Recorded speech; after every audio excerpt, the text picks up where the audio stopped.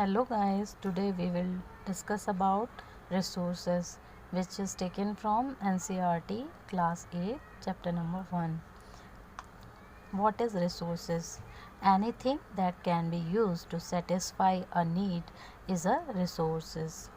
In other words, we can say any source or supply of something to someone for making his her life easy is called as resources.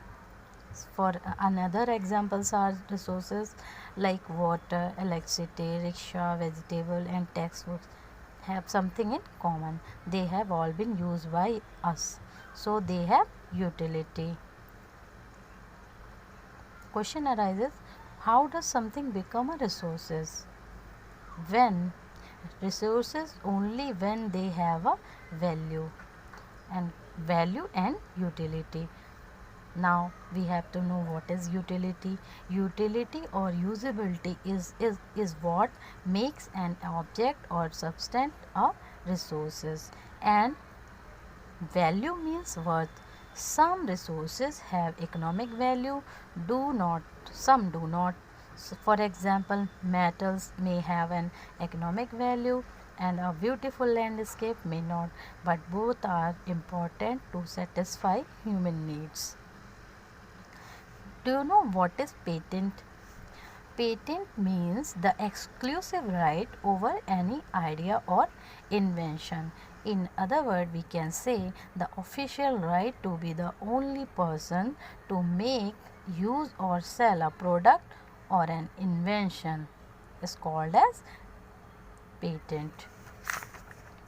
Now, time and technology are two important factors that can change substances into resources. What is technology? Technology is the application of latest knowledge and skill in doing or making things. Both are related to the needs of people. People themselves are the most important resources. It is their ideas, knowledge, invention and discoveries. The technology to create hydroelectricity has turned energy into fast flowing water into an important resources. Now come point for types of resources.